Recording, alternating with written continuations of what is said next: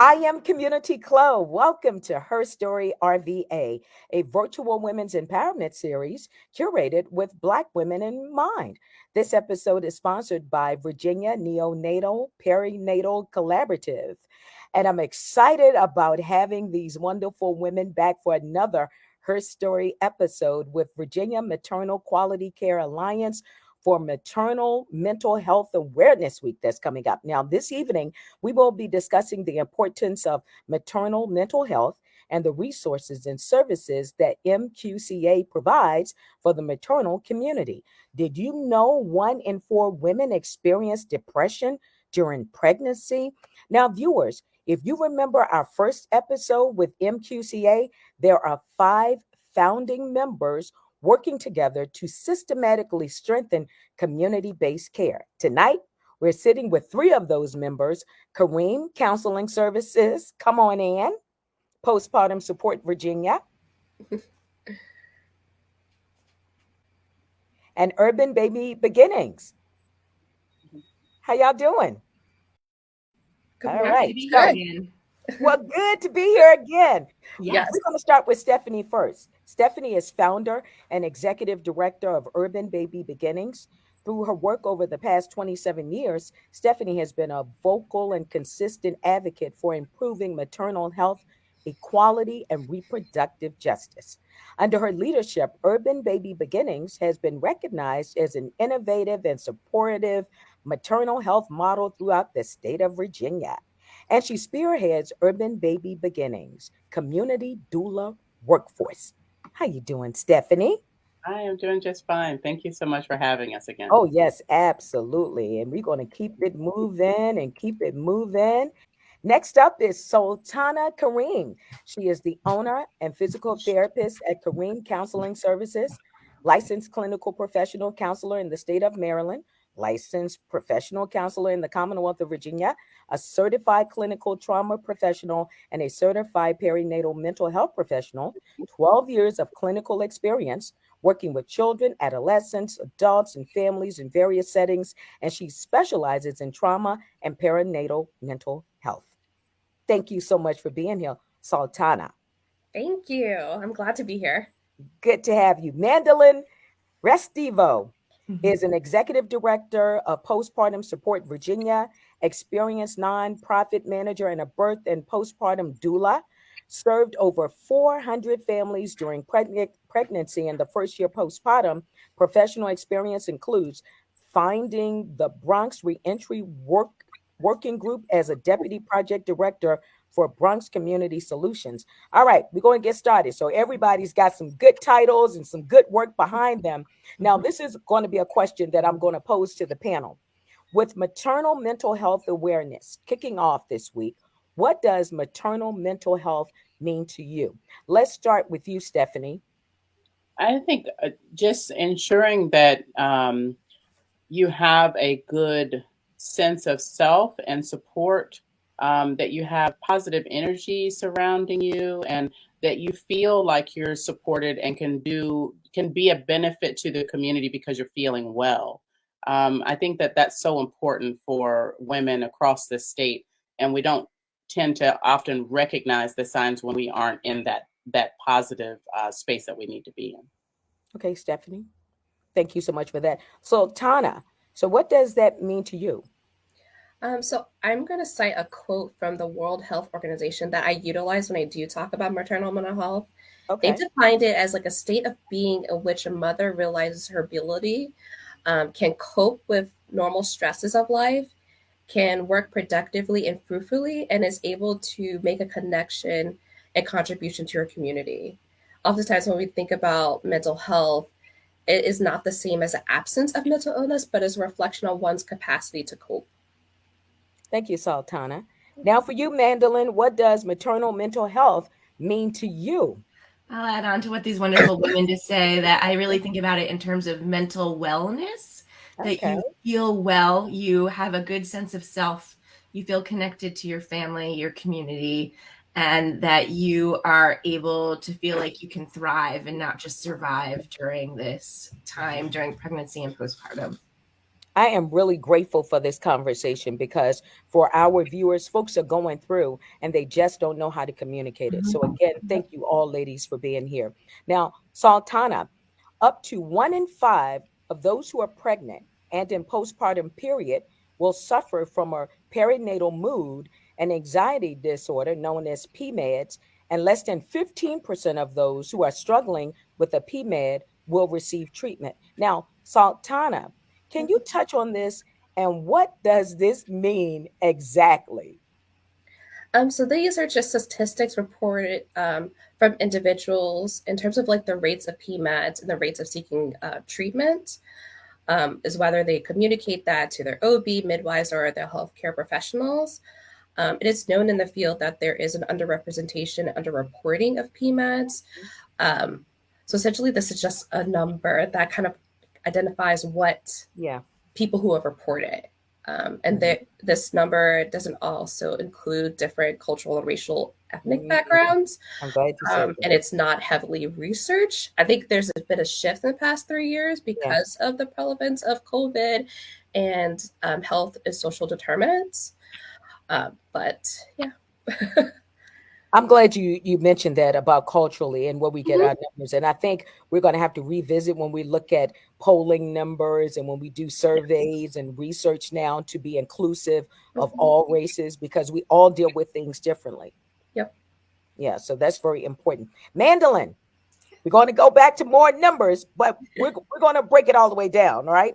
Up to 50% of those living in poverty experience postpartum depression. Can you explain what postpartum depression is and the resources and services that postpartum support VA provides for moms dealing with postpartum but don't know how to handle it? Yes.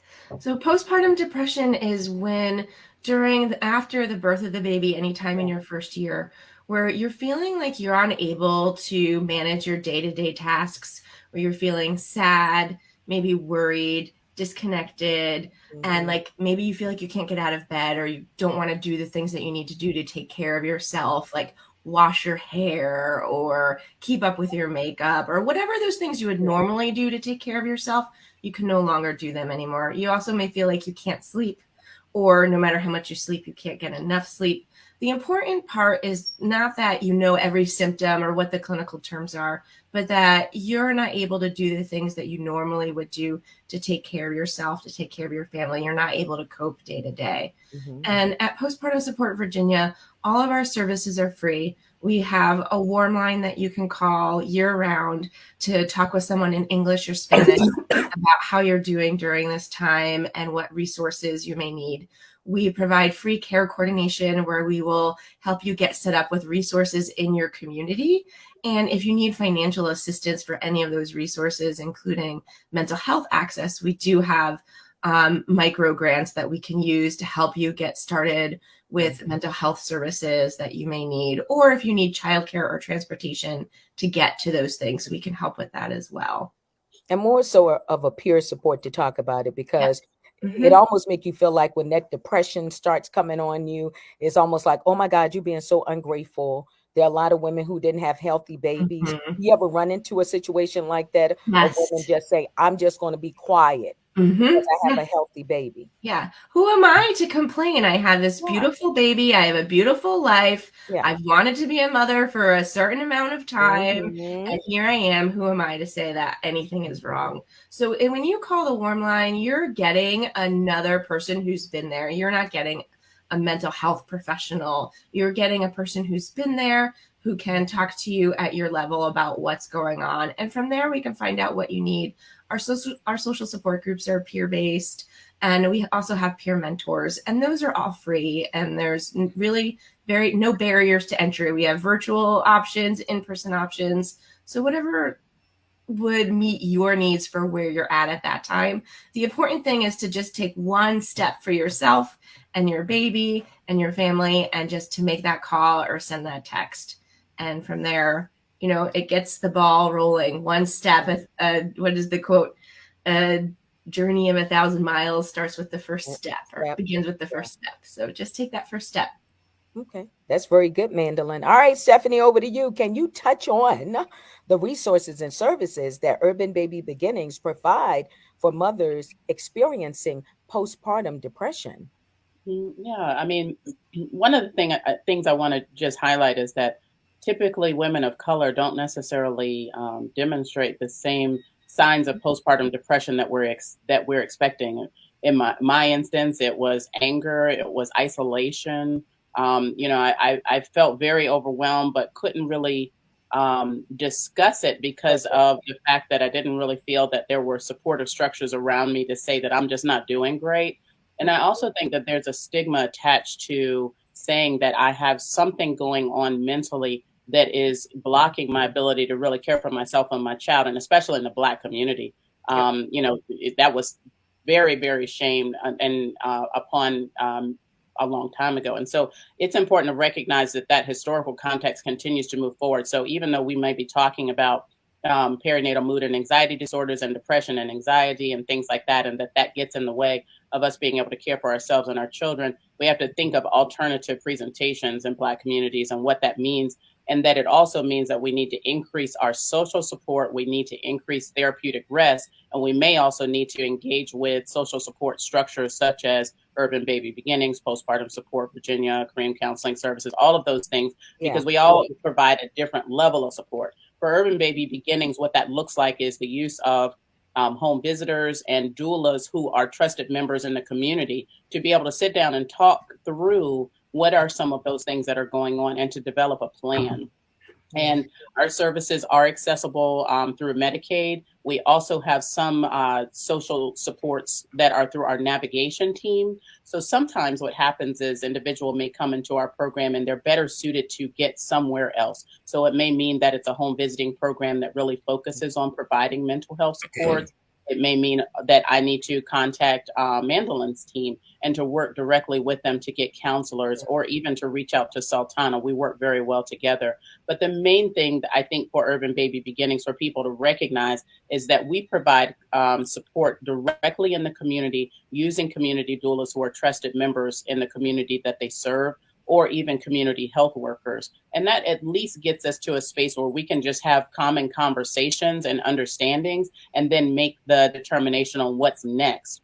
So that we don't end up, where we're isolating ourselves because we're fearful that someone's going to come in and take Yeah. our baby. And that's Yeah. not what's going on at all. Yeah. We have to trust one another that we're in a Mhm. space where we're just trying to do the best for Mhm. each other. And what that looks like looks different for every person.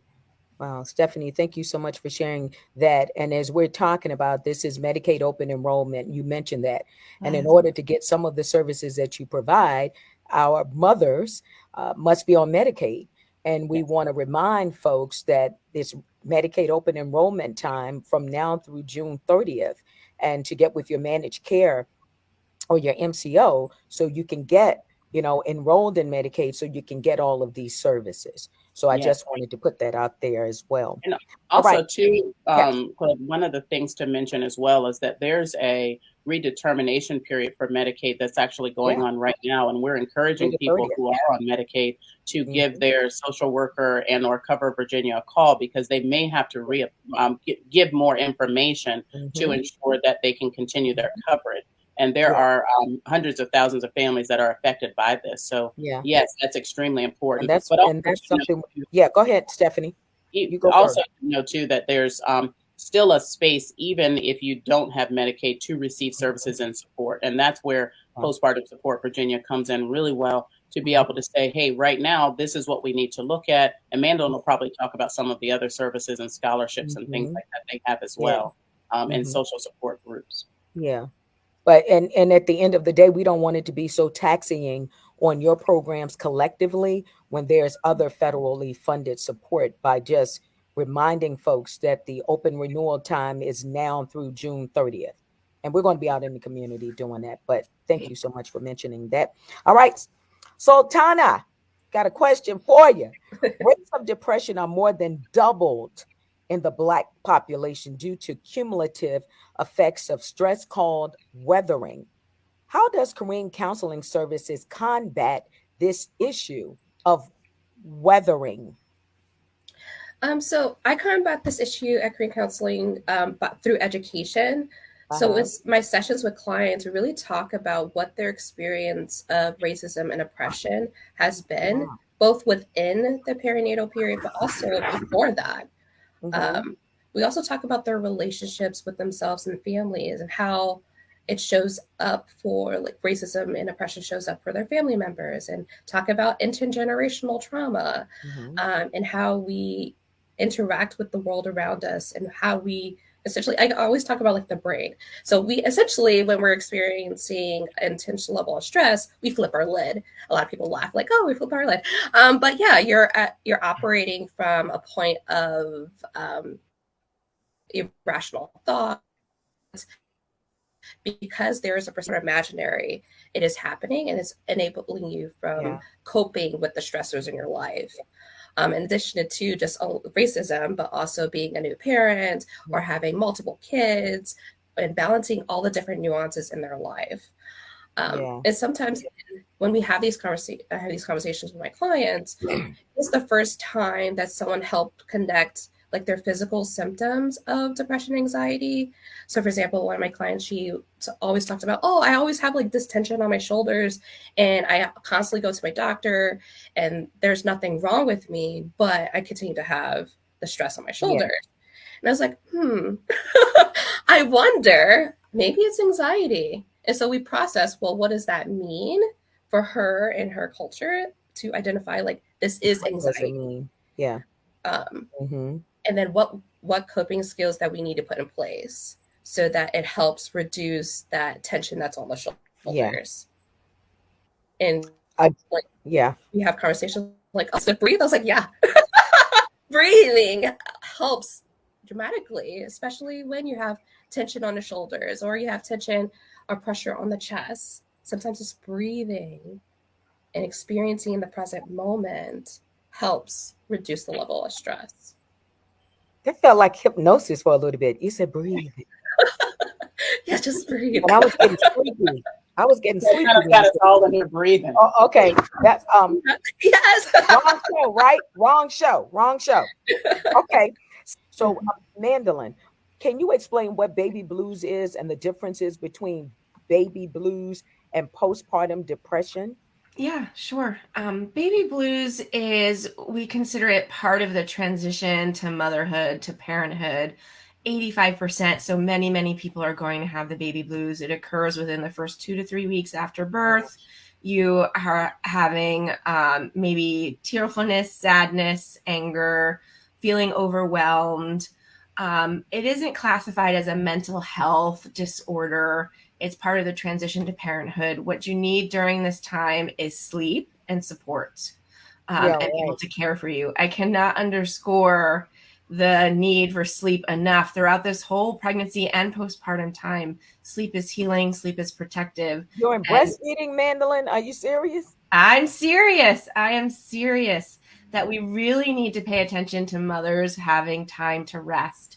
Even if you're breastfeeding, you still can find time to rest. You do not have to maintain the level of all the other things that you were doing before. Your focus really needs to be on you and your baby and healing.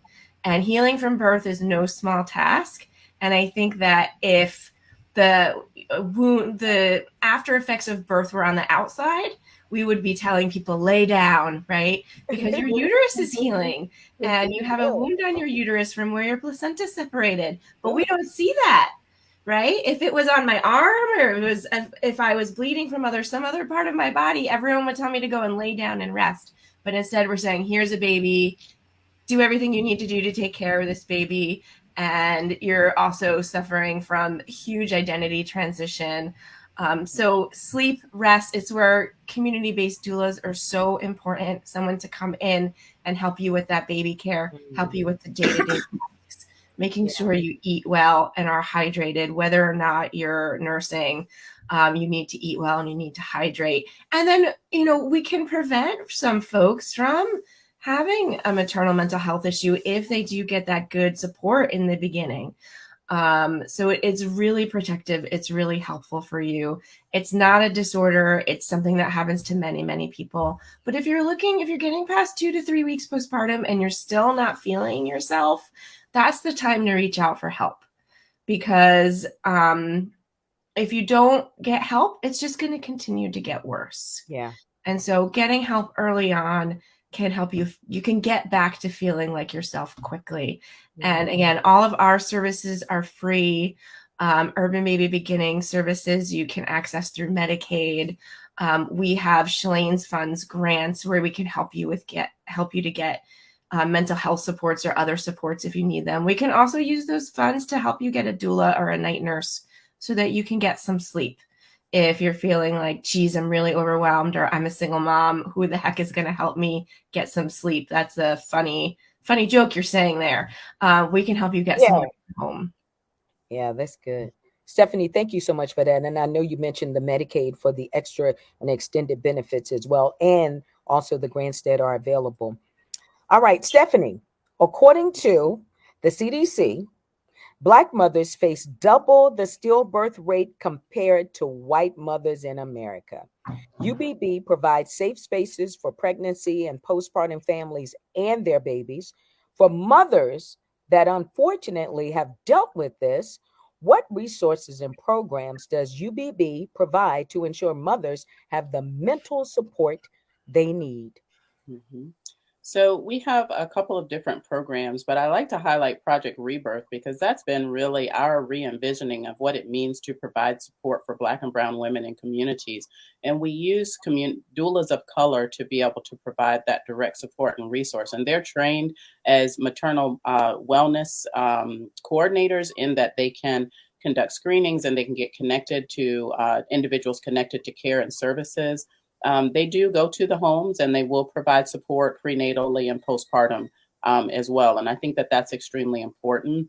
You mentioned something that was a really big thing, which is that, yes, Black women there are just so many things that follow along in the trajectory and outcomes that we see for pregnant and postpartum women of color. But more specifically, what we know is that by creating systems of support, by encouraging families to come together, that we can mitigate those outcomes and bring joy into a space that really is very joyful. But the part that we really play is an extension of that care. Mandolin mentioned something as well, which she said, with community doulas, they can come in and they can provide those supports and resources as well, and that therapeutic rest is so important. So what doulas do is when we're in the prenatal period, we're actually talking about what are the relationships that you currently have that are strong, and how can you lean on your network to help you to get the supports that you need for the first 3 or 4 weeks while you're at home. And so we do postpartum planning to help with that as well. So I think that the support structure that we have, whether it be through our maternal hub, which is just a safe space where people can come to sit and commune with other mothers and professionals, is one space. But secondarily to that is just those who are really trained in being able to provide that, just that support and resource and connection, which are through our community health workers and doulas. How does our viewers, how would they be able to access some of your services, Stephanie, over at UBB? What we want them to do is to go to our website at www.urbanbabybeginnings.org. Okay. It tells them all about our organization, but you can submit a referral. We get, what people don't know, we get about 1,000 calls a month for services and navigation and support. So they can also call us as well, and there'll be navigators that will connect them. And they can connect through our phone line at 833-782-2229. Stephanie, thank you so much. Final question, and then we can get all of our resources there. Sultana, now this is very important. Birth loss and grief may occur to families trying to conceive, had a miscarriage, termination of pregnancy, abortion, or stillbirth. What patterns have you seen with this, and how does Kareem Counseling Services work with families experiencing this? So in my practice, I work with clients who experience pregnancy and infant loss. So to answer your question, quite frequently, uh, I work with families in this by giving them a space to process their experience. to talk about grief, because often there's a lot of misconceptions and thoughts about, oh, well, time heals all wounds and all these other misconceptions about grief, because sometimes people believe that grief is like linear, like you have to go through the stages of denial and acceptance and depression and all of those things. When I talk about grief with them, I often kind of think of it as like a healing process. And when we talk about trauma, it's something that continues to come and go. There are certain times that may bring up the experience of loss, especially when we talk about the loss anniversaries. And how do I help them kind of process any of the feelings, thoughts, about what happened to them, as well as connecting. I do a lot of like mind and body connection of how's your body responding when we talk about the loss. Um, and then processing those feelings and desensitizing some of the feelings out, and also normalizing like it's okay to cry about losing your baby or losing parts of you, especially if we're trying to conceive and experiencing infertility. There's constant level of loss that you experience throughout the treatment for infertility. Okay. All right. Well, Satana Kareem, Mandolin Restivo, Stephanie Spencer, thank you again for being here. A lot of information shared this this night. Wow, what a night. I want to thank our sponsor, Virginia Neonatal Perinatal Collaborative and Maternal Quality Care Alliance. And thank you again to our panelists and all of our viewers. And MQCA will be back with another episode this month for pre-eclampsia month. Oh my God. Again, thank you so much. Thank you, viewers, for watching. This has been Her Story RVA with your hostess, Community Club.